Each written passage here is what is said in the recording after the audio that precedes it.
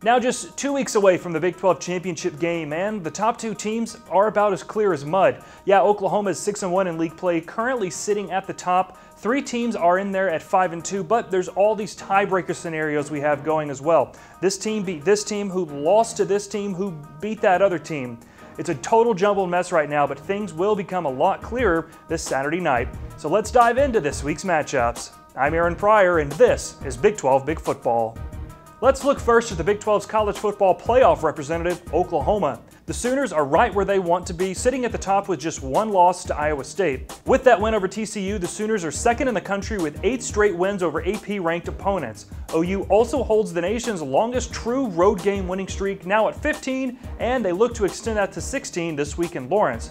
Most of those numbers, though, I just mentioned, came from wins by the previous head coach in Norman, Bob Stoops. Of course, one can assume the gratitude felt an impact Coach Stoops had on Coach Riley, but the man they call Big Game Bob impacted others around the Big 12 as well. He knew I wanted to be a head coach. He took a lot of time to answer questions, to allow me to bounce things back and forth between he and I that have been really beneficial so far. Obviously, you won a national championship, and he's always been what's best for college football. I think he's very recognizable, and people held him in high regard. Anytime you lose somebody like that in your profession, I think it hurts all of us. The success that he had is unparalleled in this league. I was fortunate enough to play against him and then get a chance to coach against him. The way he carried himself, the way he ran his program, just a tremendous, tremendous coach. And the way he exited, I think, with such grace and setting his staff up for success the way he did, it tells you all you need to know about the guy. The Sooners and Jayhawks get going at 2:30 p.m. on ESPN. Now, those last 2 coaches you heard from, they've got a big game to coach out west as TCU heads to Lubbock to take on Texas Tech.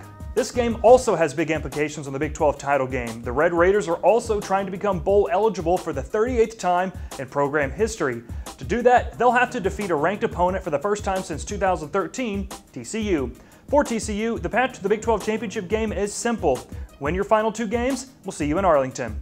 We heard Coach Patterson say last week that in that race to Arlington, being the number 2 guy is okay.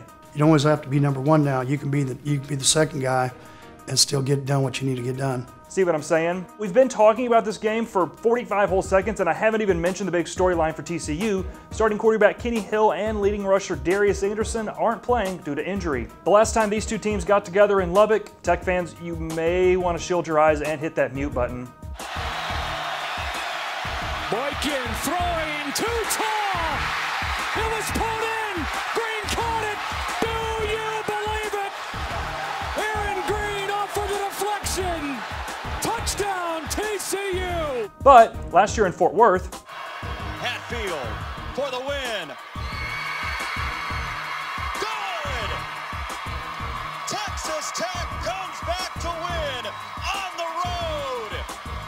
Nick Shimonette continues to light it up for the Red Raiders, and that Tech defense is also vastly improved. They're tied for 8th in the country with 22 turnovers gained. That is tops in the Big 12. Finally, West Virginia and Texas is going to be a crazy good game in Morgantown.